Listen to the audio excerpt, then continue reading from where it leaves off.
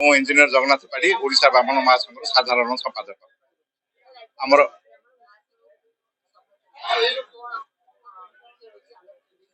ଆମର ଏଠାରେ 2 ଦିନ ଅଧିବେଶନ ହେଇଥିଲା ଓଡ଼ିଶା ବ୍ରାହ୍ମଣ ମହାସଂଘ ତରଫରୁ। ଆମର ଓପେଡା ଇଏରେ ହେଇଥିଲା, ଓଡ଼ିଶା ଡିପ୍ଲୋମା ସର୍ଭିସର ଓଡ଼ିଶାରେ ହେଇଥିଲା। ପ୍ରଥମ ଦିନରେ ଆମର ଇଲେକ୍ସନ ହେଇଥିଲା, ଦ୍ୱିତୀୟ ଅଧିବେଶନର ଇଲେକ୍ସନ ହେଇଥିଲା, ଯୋଉଥିରେ କି ଆମେ ପୁଣି ଥରେ ନିର୍ବାଚିତ ହେଇଥିଲୁ। ମୁଁ ସାଧାରଣ ସମ୍ପାଦକ ନିର୍ବାଚିତ ହେଲି। ଆଉ ଆଜି ଆମର ଅନ୍ତର୍ଜାତୀୟ ଆମର ସର୍ବଭାରତୀୟ ବ୍ରାହ୍ମଣ ସମ୍ମିଳନୀ ହେଇଥିଲା, ଯୋଉଥିରେ କି ଆମେ ଆମର ଉଡିପିର ସ୍ୱାମୀଜୀ ଆସିଥିଲେ ଏବଂ ପଦ୍ମଶ୍ରୀ ଡକ୍ଟର ଅଶୋକ ମହାପାତ୍ର ଆସିଥିଲେ ଏବଂ ବମ୍ବେରୁ ଡକ୍ଟର ବିପିନ ମିଶ୍ର ଆସିଥିଲେ ଏବଂ ଅନ୍ୟ ସବୁ ଅତିଥିମାନେ ଆସିଥିଲେ। ସର୍ବଭାରତୀୟ ଆଉ ସାରା ମାନେ ଭାରତରୁ ପ୍ରାୟ 40-50 ଅତିଥି ଆସିଥିଲେ। ଆଉ ଆମର ଓଡ଼ିଶାରୁ ସବୁ ଜିଲ୍ଲାରୁ ପ୍ରାୟ ଗୋଟେ 700-800 ଆମର ଆସିଥିଲେ ବ୍ରାହ୍ମଣ, ଆମର କର୍ମକର୍ତ୍ତା ଏବଂ ବ୍ରାହ୍ମଣ ମାନେ ଆସିଥିଲେ। ଆମର ଆଗାମୀ 5 ବର୍ଷ ଯୋଉ ଆମେ ନେଲୁ, ସେଥିରେ ଆମେ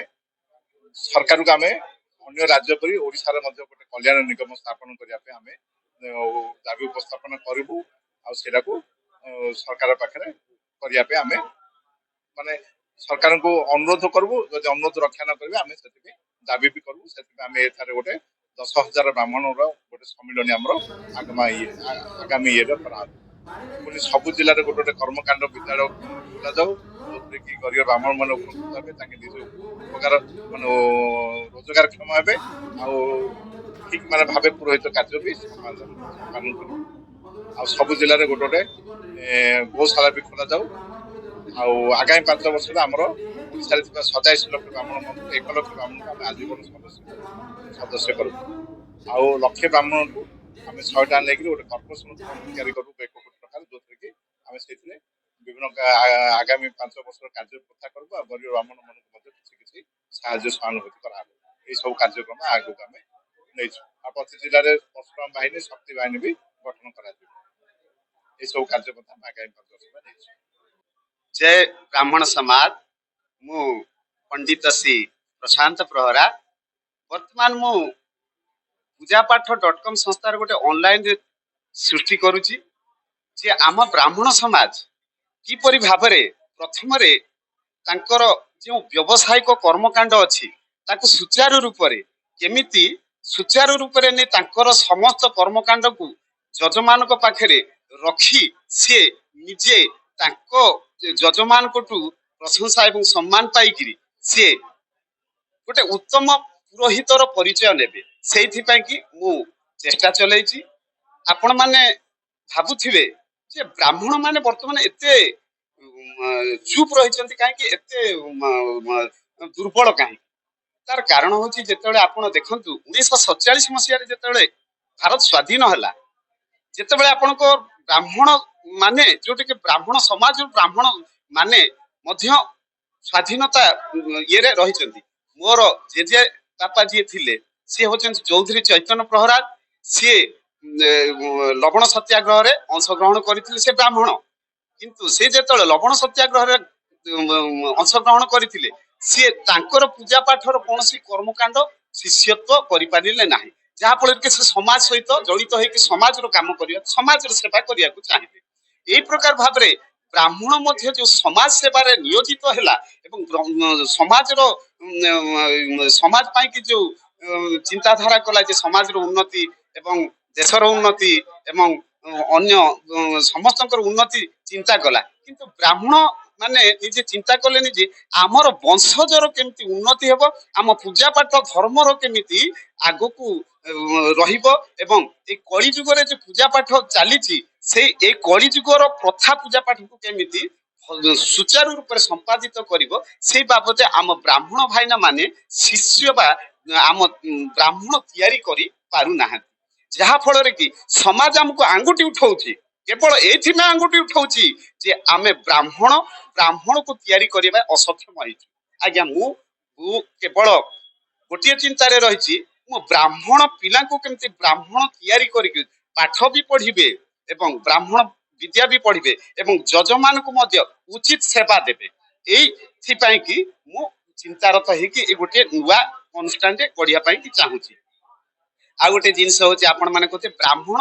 आमिष भक्षक कहीं है ये अति सुंदर प्रश्नटे आज्ञा खाद्य गोटे अच्छी पेट पूजा मु गोटे जाइए गोटे बहुत आपण धरा जो मुख्यमंत्री पाखक गली मुख्यमंत्री आज्ञा ओडिशार मान्यगण से जहाँ चाहिए ताहा करेंगे मत जी मुख्यमंत्री कहे ब्राह्मण महाशय आपण कौन खाइबे तो मु मुख्यमंत्री को उत्तर देवी मु शाकाहारी मु अरुआ डालमा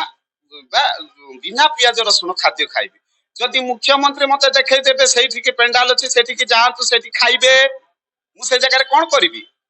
मु बाध्य होई मत भोक होची ना आज्ञा मु बाध्य होई कि जदि मु आमिष खाएनी आमिष खाऊनी मु किंतु एई आमिषटाकू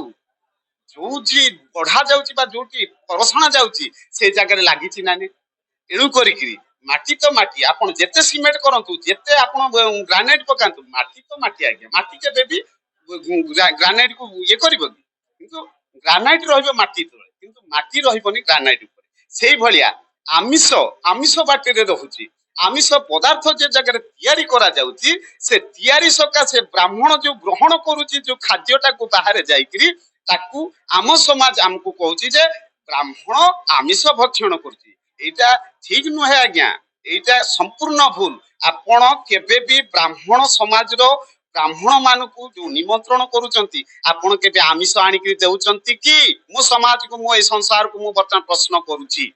आमको आपण ब्राह्मण भोजन रे डाकुचंती आपण हमको आमिष देउछंती कि तेबे आपण माने कि हमको आमिष खाउचंती बोली कहिबे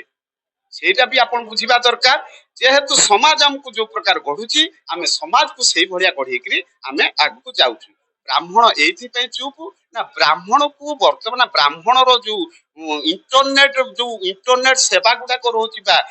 विज्ञान रो जो वृद्धि चलीची एणु करी ब्राह्मण रो विद्या वृद्धि पाई पारु नाही पुरोहित कर्मकांड को संपूर्ण भाव रे लोप हेला भलिया समस्या घटिलानी आज्ञा देखंतु मो जेजे बापा थिले भल कर्मणियाटी से मो जेजे बापा जेतले चाली गले मो बापा तो कर्म कलेनी आम समाज कोन कला ब्राह्मण समाज पाई कि कोन से विद्यापीठ नुह काही नाही कि धर्मीय पाठ अछि कि कोन सी जगह रे कोन सी महर्षि ऋषि माने से माने करूचंते वेद विज्ञान विद्यालय करूचंती सरकार आज पर्यंत करिलेनी कि गोटे वेद विज्ञान विद्यालय करलेनी कि करी नाही सरकार केबे स्कूल कॉलेज रे कोनोसी ब्राह्मण को नियोजित करी